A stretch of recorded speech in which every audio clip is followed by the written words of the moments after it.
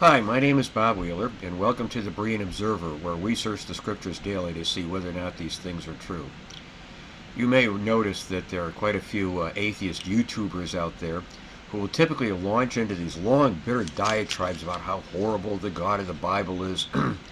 And typically they bring up a number of different things, mostly from the Old Testament. They talk about the mass destruction of people, like in the Genesis flood, or the destruction of the Canaanites. They'll talk about certain provisions found in the Old Testament law, women being treated as property, supposedly, and the use of the death penalty. And even in the New Testament, they point out that the New Testament doesn't really come right out and condemn slavery, and says that wives are to be submissive to their husbands. And so they then argue that the God of the Bible is this horrible monster, and that nobody in their right mind would worship him. But then they typically wind up shooting themselves in the foot by denying that there's such a thing as objective reality, which means that in actual practice, if they're right, there is nothing wrong with any of the things that they just complained about. There's no moral standard by which to judge human conduct, at least not an objective, eternal one. And that's just the way human society works. People do these kinds of things all the time. The ancient Israelites might have slaughtered Canaanites. We drop atom bombs on entire cities and march people off to concentration camps. That's just human nature. That's the way nature works. It's the survival of the fittest. It's the process of natural selection. So it would seem. And I think one of the problems, though, is that when you listen to these modern day atheist YouTubers, they tend to look at things from a very, very narrow individualistic perspective. They're thinking in terms of themselves, their own individual happiness. And so when you bring up this whole problem of morality, they'll typically say, oh, I can be a moral person. Just because you're an atheist doesn't mean you have to be cruel or inhumane or anything like that. And, they'll talk about different things that they have done. One atheist YouTuber who goes by the name of the Godless Granny actually says she does volunteer work, which I'm glad to hear of. That's fine. But the question is, what about the rest of society? Uh, what are the rules that are supposed to govern society as a whole? What about the drug dealer or the pimp or the that lives next door to you? Does Donald Trump have a right to decide for himself whether or not it's all right for him to cheat on his wife, whatever wife he happens to be married to at the time? And so they tend to do that, and basically, organized society, civil society as a whole, has to have a set of rules that are going to govern its conduct. And so then the question is, what are those rules going to be based on? Okay, the civil law codes are created by governments. And so then you get into this kind of classic problem that philosophers and statesmen have argued and debated about for literally thousands of years. Is there some kind of a higher law? What exactly is the basis for morality? What ultimately makes something right or wrong? Are human governments free to just do whatever they want to do? Commit genocide, just murder innocent people? And human governments have actually done that kind of thing. So to see how this works out in actual practice, let us take a look at a concrete example. Let's look at the United States of America and see how this issue has worked out in our history. Now, when you look at the Declaration of Independence, you'll notice that it begins, of course, the first thing you have to do is how can you justify revolting against the Kingdom of Great Britain, okay? And if there are legitimate rulers. And so what they do in the Declaration of Independence is that they refer to the laws of nature and of nature's God. Now, of course, it has to be pointed out that Thomas Jefferson wrote most of the Declaration of Independence. And he borrowed a lot of the language from John Locke, an English philosopher, and neither one of them were like really conservative, orthodox, Bible-believing Christians, but they weren't atheists either. They took granted the existence of a supreme being out there somewhere. They basically were kind of deistic in their thought. They lived before the time of Charles Darwin, and so they could talk then about the laws of nature and of nature's God. And then Jefferson goes on a little bit later. He says, we hold these truths to be self-evident, that all men are created equal, that they are endowed by their Creator with certain unalienable rights, that among these are life, liberty, and the pursuit of happiness. Now, the problem here is that if God does not exist, okay, if the atheists are right, then that statement is patently false. And then that in turn raises some very, very serious questions. First of all, what makes all men equal? Okay, some people are wealthy, some people are homeless. Some people have PhDs, some people are mentally retarded. Some people are Olympic athletes, some people are physically disabled. So how are we equal? Let's say. Well, of course, the biblical view of things is that we are all created in God's image. There's a human essence that defines us as human beings. And in the sight of Almighty God, a human being is a human being is a human being. It doesn't matter what his stock portfolio looks like or what level of education he has. They're all precious in God's sight. And then you get into this question about, where it talks about uh, that there are these unalienable rights. Okay, so where do rights come from? Who says anybody has a right to anything? And what makes them unalienable? Okay, the Supreme Court giveth and the Supreme Court taketh away. Blessed be the name of the Supreme Court. Okay, so that's one of the things that we want to explore in our video today is where exactly does human rights come from? Morality. So then, then you go to the Constitutional Convention, okay, and which was held a few years later. And the chief moral issue that came up at well, I should first of all back up and explain a little bit. I've heard some Christians who would try to argue that America was founded on biblical principles, which isn't really true. The Bible really doesn't say much of anything at all about how the Congress is supposed to be set up and what the term limit of a U.S. senator is supposed to be or anything like that. But one of the big moral issues that did come up for discussion at the Constitutional Convention had to do with the slave trade, which was still going on at the time. We were still importing slaves from overseas and from Africa. And so there was quite a debate on the floor of the Constitutional Convention about that. One of the delegates, Luther Martin, said that the slave trade was inconsistent with the principles of the Revolution and dishonorable to the American character, which of course is absolutely right. If we're going to argue in the Declaration of Independence that all men are created equal and they're entitled to an unalienable right to liberty, then how in the world can you possibly justify importing slaves? But it was interesting that John Rutledge of South Carolina, very modern progressive thinker, said, religion and morality have nothing to do with the question. Interest alone is the governing principle of nations. Haven't you heard something like that before from modern YouTubers? That we're not under the Declaration of Independence. We believe in separation of church and state, and therefore religion and morality have nothing to do with it. And so then the question is, okay, so then how do we make decisions? And Rutledge said, well, interest alone is the governing principle of nations. And that's what typically happens. Most human beings are thinking in terms of what they personally think is in their own personal best interest. They're going to pursue their own wealth and prosperity and so on and power, and even if it means taking advantage of other people. So what the Constitution finally decided was to permit the slave trade until 1808, and they did it away with it. But then there was another issue that came up that was kind of related to it, and this one turned out to be very, very problematical.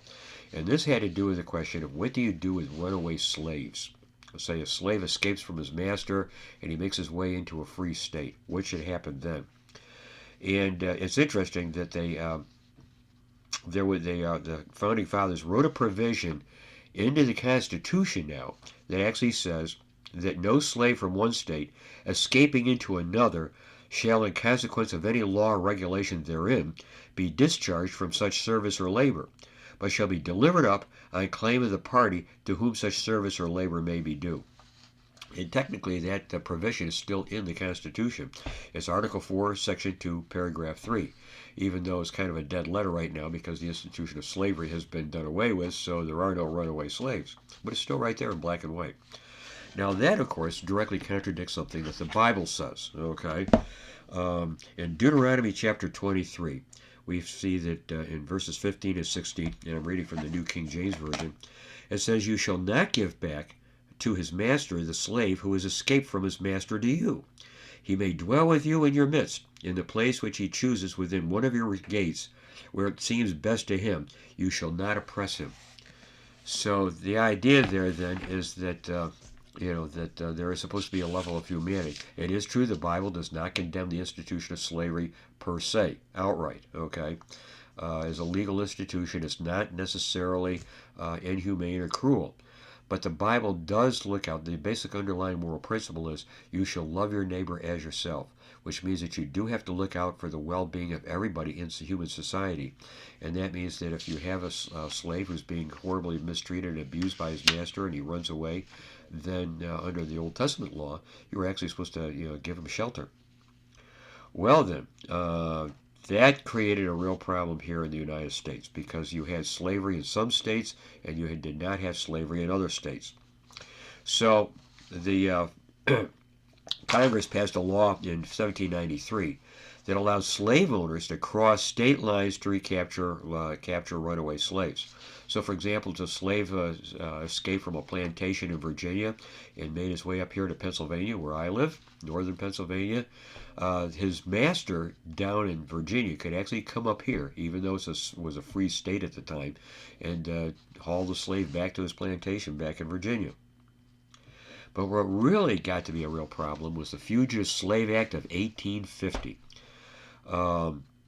It was signed as a part of the Compromise of 1850, and it required U.S. marshals and deputies to help slave owners recapture their runaway slaves.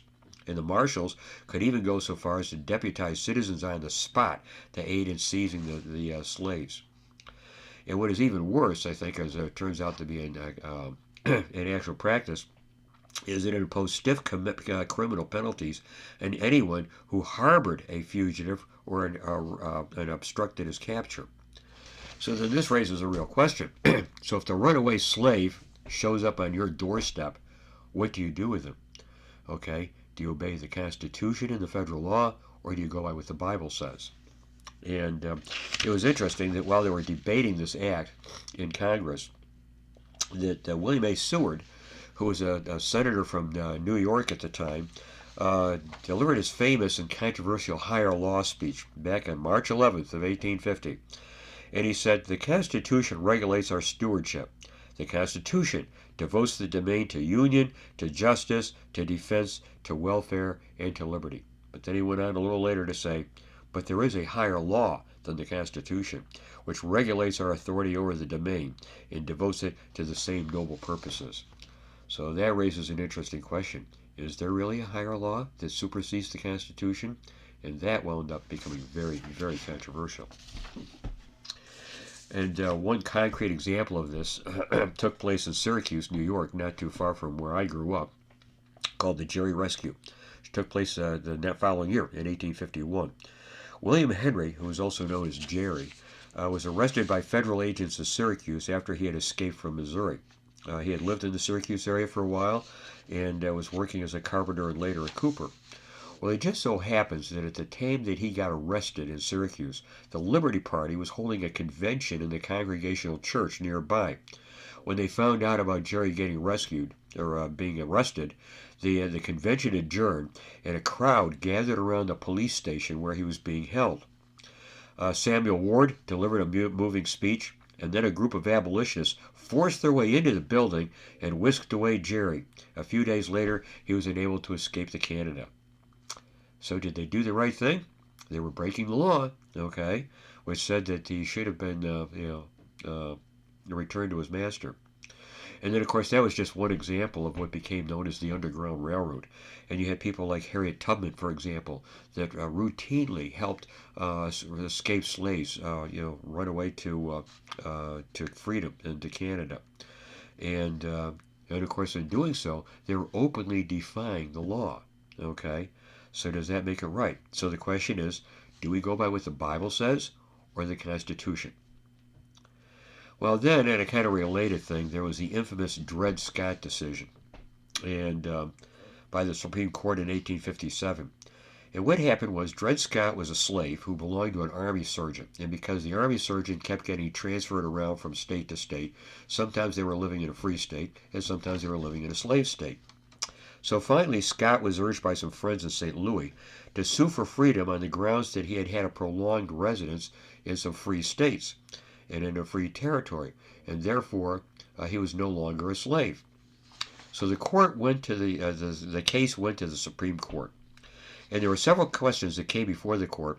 One of which was whether or not Dred Scott, or Dred Scott, even had a right to bring his case before the court at all.